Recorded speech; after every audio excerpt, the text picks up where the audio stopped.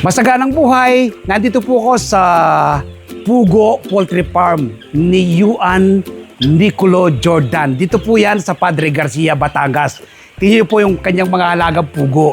Si Juan po ay engineering, pero nag-venture siya into farming. Nag-start po siya ng 2,000 pugo. Ngayon po, alam niyo kung ilang peraso na yung kanyang mga alagang pugo.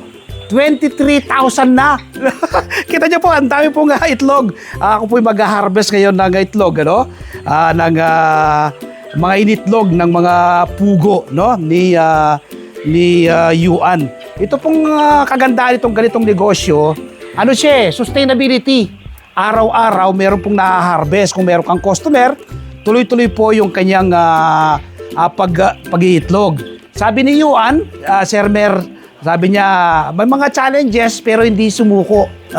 Ganun naman po talaga yung buhay, kapag may mga pagsubok na dumarating sa atin, pero wag po tayong susuko. Isipin nyo, nag-start siya ng alagang 2,000. Sa kural lang po siya nagsimula Kural, sa 2,000 halaga na pugo. Tapos ngayon, meron na siyang 3 building. 3 building at 23,000 na yung kanyang mga pugo. Kapag po kal na, ang tawag po pagkal, ibig pong sabihin, matanda na yung kanyang mga alagang pugo at hindi na nangingitlog.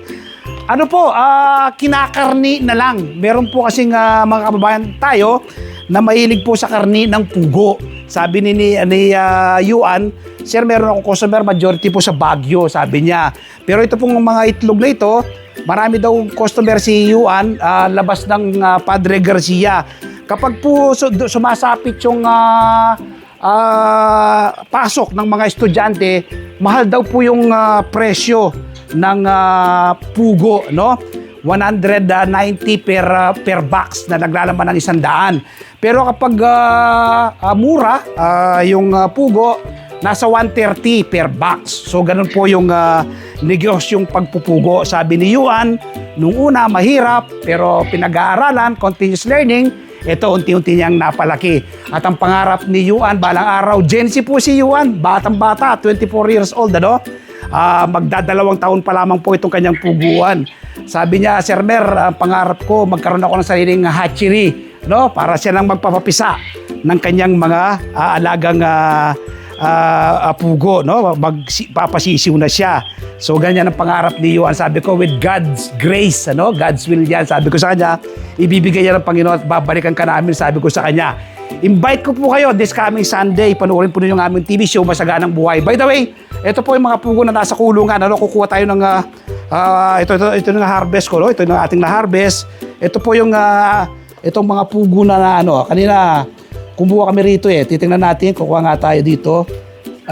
May experience natin paano ba yung ng pugo. Ayan, tingnan niyo po. Mababait sila, Ang babait nila at ang tataba, Ang tataba, ayan.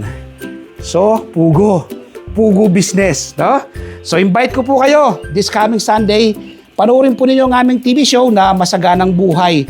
Tiyak po ma-inspire kayo, ma-educate at ma-motivate po kayo kapag napanood po ninyo si Juan, Ang aming show po ay napapanood alas 7 hanggang alas 8 ng umaga sa 1PH Signal TV, Channel 1 and TV5. Don't forget, Masaganang Buhay this coming Sunday. Tiyak po, ma-motivate kayo, ma-educate kapag napanood po ninyo si Juan. Happy farming, bye-bye! God bless, happy pugo!